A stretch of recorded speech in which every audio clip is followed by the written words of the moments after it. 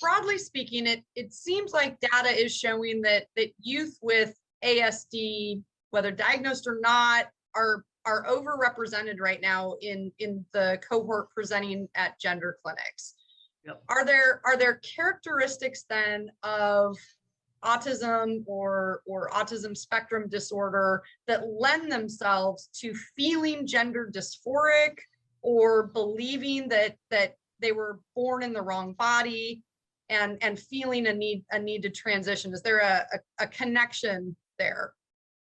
Well, the only answer to that that I can think of is that we would see kids when they were even much younger who were convinced they were dogs and cats and a variety of other things. And one of the other participants had raised the issue about dissociative disorders.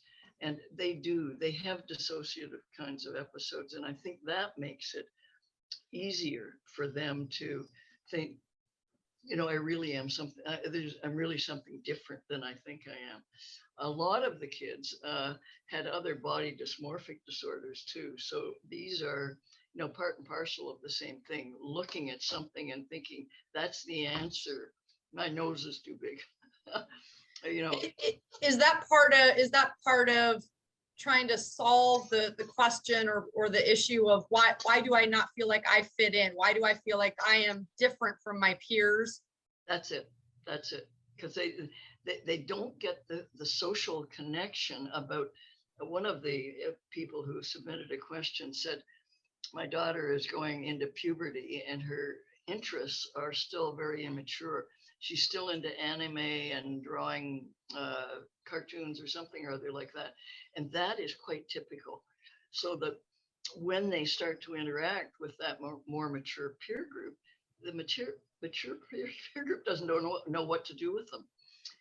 But they don't understand that that's the thing that's making them rejected or left.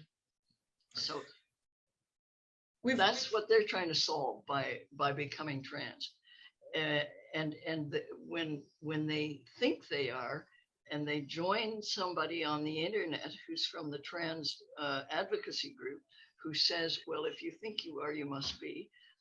That's it, lock, stock, and barrel. It's all done. And their kind of thinking, the rigidity that once they think they have an answer, they get locked onto it.